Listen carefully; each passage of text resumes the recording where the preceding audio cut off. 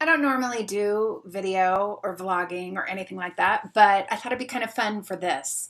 I want to do a review on the Fifth Agreement or the Four Agreements, either of those really. It's a book by Don Miguel Ruiz. There's both the Four Agreements, which came out, I think, probably in the 90s. And then there's this newer book called the Fifth Agreement. So he added an agreement. It's not really labeled as a business book, but I totally think it should be. And that's kind of the case I want to make here. So it's definitely woo-woo. It takes this like Toltec, South American vibe, and it has these four ideas and then a fifth idea that you can use to have a better life. And I read the Four Agreements probably, I don't know, say 15 years ago, maybe even more than that. And I took them as, hey, this is like life-changing stuff. And if anyone knows me, not particularly woo-woo or, spiritually inclined or anything, but I saw the value if you strip away some of the Toltec stories and the magical stuff that he talks about. There's like this core essence. And so the Four Agreements are: be impeccable with your word, don't take anything personally, don't make assumptions, and always do your best. And of course, my motto is do good work. So I totally took this because I believe that that's what we're here to do, is like do our very best work. The other ones are harder. Be impeccable with your word. That means say things that are true. Don't gossip. Don't tell stories. Just tell what's true for you.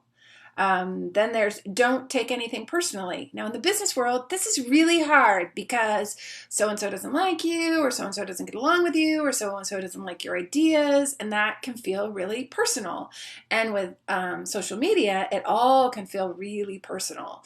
And so understanding that you don't want to take it personally, because it's mostly 95% of it is them sort of projecting their stuff onto you.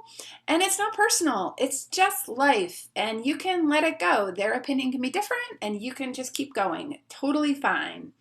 And then the don't make assumptions, that's tough because we do that. We make assumptions about what we think people are doing, or we make stories about it, or we try to psychoanalyze them, or all this stuff, when really we can just think, oh, that's what they think, and move on. We don't have to spend the time thinking about what they're thinking about or what we think they're thinking about, which is even crazier. You have only a little bit of time on the planet, so why spend it doing that? And then always do your best. Just always do your best. Some days are going to be better than others. Some days you're going to wake up and you're going to rule the world. Some days you're going to wake up and want to crawl back in bed. And either way, it's okay. Just do your best. That's all anyone really can ask. You're going to make mistakes. You're going to fail. Things are going to go great. Things are going to go terribly. It doesn't really matter if you always try to bring your best. How I try to remember that is, do good work. Like, just do it. Like, do your very best. And when you can't, say something. Tell someone, I'm not feeling up to it. I can't do that. I'm not going to be able to make that happen. Be honest about it. That feels a whole lot better than just, not doing your best work. And then the fifth one was really interesting. So it's a new book called The Fifth Agreement, or new-ish, The Fifth Agreement, and it is be skeptical, but learn to listen. So here's the thing.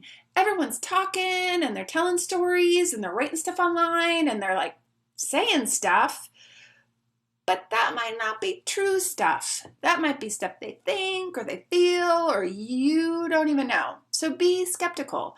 It's okay to be discerning in what you want to believe. We can sort of let it go. We don't have to take everything as the truth just because someone said it or because they wrote it. And then learn to listen is the second part of that. And I try to remember it's like you've got two ears and one mouth, and if you could utilize the two over the one, you might be better. Probably my hardest challenge. I like to talk and I like to express myself and I like to share my ideas, but I also know that listening